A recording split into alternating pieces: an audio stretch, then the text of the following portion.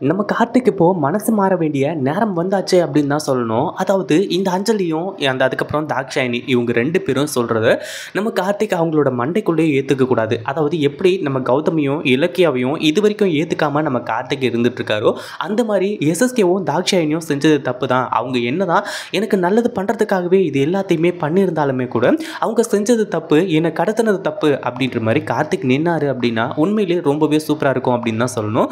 ஏன்னா அஞ்சலி இப்போ தாக்ஷாயினி எஸ்எஸ்கே இவங்க தான் வேணும், இவங்க நமக்கு நல்லது தான் பண்ணுறாங்க அப்படின்ற மாதிரி சொல்லி இங்கே பயங்கரமான இப்போனா நம்ம கார்த்திக்கை எதிர்த்து நிற்க ஆரம்பிச்சாங்க. அது உண்மையிலேயே இந்த கார்த்திக்கு மிகப்பெரிய அதிர்ச்சியாக இருந்துட்டுருக்கு.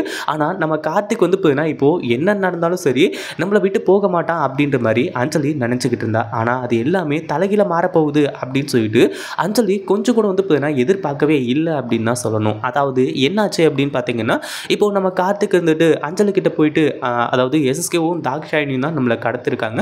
இத்தனை நாளாக கௌதம் தான் கடத்தினாது, அதாவது என்னை கடத்தி கொலை பண்ண பார்த்தது, அடுத்ததான் இந்த சொத்தை அடையிறதுக்காக தான் கௌதமும் இலக்கியாவும் இருந்துட்டு என்னை கடத்திருக்காங்க அப்படின்ற மாதிரி நான் நினச்சிக்கிட்டு இருந்தேன். ஆனால் கூடவே இருந்துட்டு இவங்க குளிப்பறிச்சு இருந்துட்டு இருக்காங்க அப்படின்ற மாதிரி சொல்லி இப்போது அஞ்சலியை கூட்டிகிட்டு இங்கிருந்துக்கு போகிறதுக்கு தயாரானார். ஆனால் இந்த தாக்ஷாயினிலாம் என்ட்ரி கொடுத்து இப்போது அவங்க 2 பேரையும் போக விடாமல் தடுக்கிறாங்க. இது எல்லாமே உங்களோட நல்லதுக்காக தான் பண்ணேன், நான் வேறு எதுக்காகவும் பண்ணல, ஆனால் நீ எங்களை தப்பாக நினச்சிட்டு இருக்க, உன்னால் இப்போது என் புருஷன் எஸ்எஸ்கே ஜெயிலில் இருக்காரு, உன்னை கடத்தினதா சொல்லி நல்லா புரிஞ்சுக்கோ கார்த்திக் அப்படின்ற மாதிரி சொல்லி கார்த்திக்கோட மைண்டை இப்போனா வாஷ் பண்ண ஆரம்பிச்சுறாங்க. கடைசியில் தான் நம்ம கார்த்திக் இருந்துட்டு இந்த அஞ்சலி தாக்ஷாயினி இவங்க சொல்கிறது எதையுமே கேட்காம, இங்கே பாரு அஞ்சலி, நீ நான் வேணும்னு சொல்லிட்டு நினச்சேன் வையன், நீ என் கூட வா, இல்லைனா நீ இங்கேயே இரு, எனக்கு எந்த பிரச்சனையும் கிடையாது, எனக்கு இப்போனா இப்போது அம்மா இல்லை, அண்ணன் இல்லை, அண்ணி இல்லை இப்படின்னு சொல்லிட்டு எல்லாமே ஆயிடுச்சு, ஆனால் அதே சமயம் எனக்கு என் பொண்டாட்டியும் இல்லைன்னு நான் நினச்சிக்கிறேன் அப்படின்ற மாதிரி சொல்லி கார்த்திக் கிளம்பி நேராக ஒரு கோயிலுக்கு போக ஆரம்பிச்சுறாங்க. அங்கே பார்த்து தான் நம்ம ஜானகி இருந்துட்டு கார்த்திக் கிட்ட எல்லாத்தையுமே தெளிவாக புரிய வச்சுட்டு அவங்களும் வீட்டுக்கு கிளம்பி போயிடுறாங்க. கார்த்திக் நடந்தது எல்லாத்தையுமே கொஞ்சம் பொறுமையாக யோசிச்சு பார்க்குறாரு. உண்மையிலேயே என்ன நடந்திருக்கும், ஏது நடந்திருக்கும் அப்படின்ற மாதிரி சொல்லி அதே சமயத்தில் நம்ம கார்த்திக் இருந்துட்டு இப்போது அதாவது இதுக்கு முன்னாடி கௌதமும் இலக்கியாவும் அந்த சொத்து மொத்தமே கொடுத்துட்றேன் அப்படின்ற மாதிரி சொல்லிட்டு இருந்தாங்க இல்லையா, அதிலேருந்து எல்லாத்தையுமே யோசிச்சு பார்க்குறாங்க. நம்ம தான் மிகப்பெரிய தப்பு பண்ணியிருக்கோம் போல். அதாவது கௌதமும் இலக்கியானியும் 2 பேருமே போதுன்னா அதாவது அவங்க அப்படியே இருந்துட்டு போகிறாங்க, நம்ம சொத்தை அவங்க ஆட்டியே போடுறாங்க அப்படின்ற மாதிரி நினச்சி தான் இத்தனை நாளாக போதுன்னா அவங்க மேலே நம்ம கோவத்தில் இருந்துட்டு இருக்கோம் அப்படின்ற மாதிரி நினச்சிக்கிட்டு கொஞ்சம் பொறுமையாக போதுன்னா அப்படியே வீட்டு பக்கமாக நடந்து போயிட்டுருக்காங்க.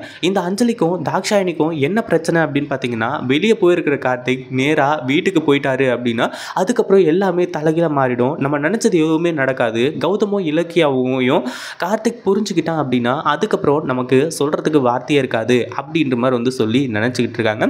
அதே சமயத்தில் இந்த அஞ்சலி இருந்துட்டு தன்னோட வேலையை காட்ட ஆரம்பிச்சிடா. அதாவது நம்ம கார்த்திக் கிட்ட போயிட்டு காலில் விழுந்து, நான் சொல்கிறத கொஞ்சம் கேளுங்க கார்த்திக், இங்கே பாருங்கள், நம்ம போதுன்னா சொகுசாகவே வாழ்ந்து பழகிட்டோம், நம்மளாலாம் இப்படி பிளாட்ஃபார்மில் படுத்துக்கிட்டு பிச்சை எடுக்க முடியாது, அதை நல்லா தெளிவாக புரிஞ்சுக்கோங்க. இதுக்கப்புறம் போதுன்னா அந்த சொத்தை எப்படி நம்ம பேருக்கு அவங்க மாற்றி தர்றது அப்படின்னு சொல்லிட்டு பார்ப்பாங்க.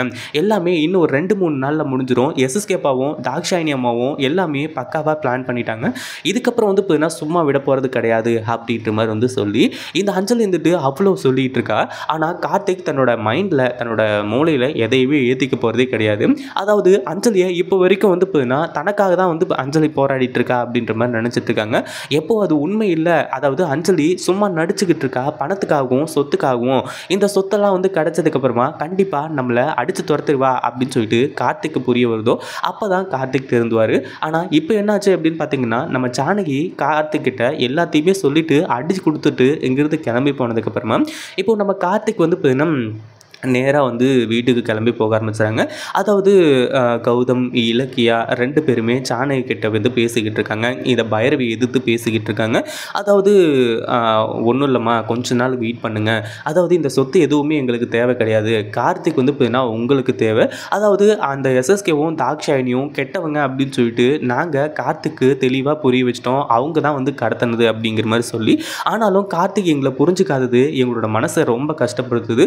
அதே மாதிரி நாங்கள் இந்த வீட்டை விட்டு போகிறோம், இந்த சொத்து கம்பெனி எல்லாமே கார்த்திகோட பேருக்கே நாங்கள் எழுதி வச்சிடறோம். ஏன்னா இந்த சொத்து இப்படி எங்கள் பேரில் இருக்கிறதுனாலையும் நாங்கள் இங்கே இருக்கிறதுனாலையும் அவங்ககிட்ட இருந்து எல்லாத்தையுமே நாங்கள் ஆட்டையாக போடுறோம் அப்படின்ற மாதிரி வந்து நினச்சிக்கிட்டு அவன் வந்து பார்த்தீங்கன்னா எல்லாத்தையுமே தப்பான காரியத்தை பண்ணிட்டு இருக்கான். என்ன ஒன்று, அஞ்சலி கார்த்திகோட இருக்கிறது தான் மிகப்பெரிய பிரச்சனை. ஏன்னா இந்த சொத்து எல்லாத்தையுமே அவள் சுருட்டுறதுக்கும் பாப்பா, அதே சமயம் இந்த சொத்து இருக்கிறது எங்கள் பேரில் இருக்கிறதுனால தானே பிரச்சனை. முதல்ல கார்த்திக் பேருக்கு எல்லாத்தையுமே எழுதி வைக்கிறதுக்கு நாங்கள் வந்து பார்த்தீங்கன்னா முடிவு பண்ணிட்டோம். இதுக்கப்புறம் வந்து பார்த்தீங்கன்னா நீங்கள் எந்த ஒரு அப்பீலும் பண்ணாதீங்க. எப்படி நாங்கள் வந்து பார்த்தீங்கன்னா அடுத்தடுத்த லெவலுக்கு போகிறது அப்படின்னு சொல்லிட்டு எங்களுக்கு நல்லாவே தெரியும். நாங்கள் வந்து பார்த்தீங்கன்னா ஸ்க்ராட்ச்லேருந்து ஆரம்பிக்கிறோம். அதாவது கீழேருந்து வந்து பார்த்தீங்கன்னா நாங்கள் மேலே வரோம். அதெல்லாம் பிரச்சனையே கிடையாது. முதல்ல இந்த கார்த்திகோட சொத்தை வந்து பார்த்தீங்கன்னா எல்லாத்தையுமே எழுதி கொடுத்துட்டோம். இதை கார்த்திக்கிட்ட இந்த டாக்குமெண்ட்டை கொடுத்துருங்க. நாங்கள் வந்து பார்த்தீங்கன்னா இந்த வீட்டை விட்டு கிளம்புறோம். என்னைக்காக இருந்தாலும் உங்களோட ஆசீர்வாதம் எங்களுக்கு இருக்கும். அதாவது நாங்கள் இங்கேயே இருந்தோம் அப்படின்னா கார்த்திக் அங்கே வந்து இருந்துக்கிட்டு நம்மளை வந்து எப்படி இருந்தாலும் வந்து பார்த்தீங்கன்னா ரெண்டு குடும்பமாக பிரிக்கிறதுக்கு தான் பார்த்துக்கிட்டு இருக்காங்க. இப்போ நாங்கள் பிரிஞ்சு போயிட்டோம் அப்படின்னா நீங்கள் எப்போ வேணாலும் எங்களை வந்து பார்க்கலாம், எப்போ வேணாலும் வந்து பார்த்தீங்கன்னா எங்கள் வீட்டில் வந்து தங்கலாம். இப்படி எல்லா விஷயமும் நடக்கும். ஆனால் நாங்கள் சண்டை போட்டு இப்படி வந்து பார்த்தீங்கன்னா கோர்ட்டு கேஸுன்னு பிரிஞ்சிட்டோம் அப்படின்னா அதுக்கப்புறம் இதுக்கெல்லாம் வாய்ப்பே இல்லாமல் இருக்கும் அப்படின்ற மாதிரி வந்து சொல்கிறது மட்டும் இல்லாமல் கார்த்திக் என்னன்னைக்குமே எங்களை புரிஞ்சிக்கவே மாட்டான் அப்படின்ற மாதிரி வந்து சொல்லி சொத்து பத்திரத்தை நம்ம ஜானகி கிட்ட கொடுக்காங்க. ஜானகிக்கு வருத்தமாகவே இருந்தாலுமே கூட கௌதமும் இலக்கியாவும் எங்கே இருந்தாலும் நல்லா இருப்பாங்க. அவங்க ரெண்டு பேரும் எங்கே இருந்தாலும் நல்லபடியாக வந்து பார்த்தீங்கன்னா பொழைச்சிப்பாங்க அப்படின்னு சொல்லிட்டு நல்லாவே தெரியும். கார்த்திகோட மனசை வந்து பார்த்தீங்கன்னா மாற்றுறதுக்கும் அவங்கள வந்து பார்த்தீங்கன்னா புரிஞ்சிக்க வைக்கிறதுக்கும் இவங்களுக்கு வேறு வழி தெரியல அப்படின்றது தான் மிகப்பெரிய உண்மை. இப்போது நம்ம ஜானகி இருந்துட்டு கொஞ்சம் பொறுமையாக வெயிட் பண்ணலாங்க கௌதம், கொஞ்சம் பொறுமையாக இரு, எல்லாத்தையுமே நம்ம பார்த்துட்டு கார்த்திகோட மனசு வந்து பார்த்தீங்கன்னா சீக்கிரமாக மாறிடும். அந்த அஞ்சலி, தாக்ஷாயினி, எஸ்எஸ்கே இவங்க எல்லாருமே இருக்கிறதுனால தான் கார்த்திகோட மனசு மாறாமல் அப்படியே இருக்குது அப்படி இப்படின்ற மாதிரி வந்து சொல்லும்போது இல்லத்தை கொஞ்சம் நல்லா தெளிவாக புரிஞ்சுக்கோங்க. கார்த்திக் வந்து பார்த்தீங்கன்னா எங்கள் சொத்துக்காக தான் நாங்கள் இது எல்லாத்தையுமே பண்ணுறோம் அப்படின்ற மாதிரி வந்து நினச்சிக்கிட்டு இருக்கான். ஆனால் அது உண்மை கிடையாது அப்படின்றது அவனுக்கு புரியணும் அப்படின்ற மாதிரி வந்து பார்த்தீங்கன்னா சொல்லிக்கிட்டு இருக்காங்க. ஏன்னா என்னைக்காச்சும் ஒரு நாள் கௌதம் அதாவது என்னையும் கௌதமையும் வந்து பார்த்தீங்கன்னா கார்த்திக் புரிஞ்சுப்பான். அப்போ வந்து பார்த்தீங்கன்னா அவன் அண்ணன் அண்ணின்னு ஓடி வந்தால் எங்களுக்கு போதும் அப்படின்ற மாதிரி வந்து சொல்கிறாங்க. அதை பார்த்த உடனே நம்ம கார்த்திக்கு கண் கலங்கிறது மட்டும் இல்லாமல் பயங்கரமாக கதறி எழுறாங்க. அதாவது இத்தனை நாளாக வந்து பார்த்தீங்கன்னா நம்ம அண்ணனையும் அண்ணியும் இப்படி வந்து தப்பாக நினச்சிருக்கோமே, அவங்க சொத்துக்காக ஆசைப்படல, பணத்துக்காக ஆசைப்படல, நம்மளோட பாசத்துக்காக தான் ஆசைப்பட்டிருக்காங்க. அவங்களுக்கு போய் வந்து பார்த்தீங்கன்னா நம்ம இப்படிலாம் பண்ணியிருக்கோமே அப்படின்னு சொல்லிட்டு கார்த்திக் பயங்கரமாக கதறது மட்டும் இல்லாமல் குடுகுடுன்னு ஓடி வந்து நம்ம கௌதமை கட்டி பிடிச்சி என்னை மன்னிச்சிருங்கண்ணே, இந்த சொத்து எதுவுமே எனக்கு வேணாம், நான் உங்களோட நல்ல மனசை புரிஞ்சிக்காம நான் இத்தனை நாளாக உங்களை காயப்படுத்திட்டேன், கோவப்படுத்திட்டேன், ஏன் உங்களை ஜெயிலுக்கே கூட அனுப்பிட்டேன், என்னை மன்னிச்சிருங்கண்ணே அப்படின்ற மாதிரி வந்து சொல்லி நம்ம கௌதம் கிட்ட வந்து பார்த்தீங்கன்னா கார்த்திக் கதறி எழுது மன்னிப்பிக்கிட்டு இருக்காங்க.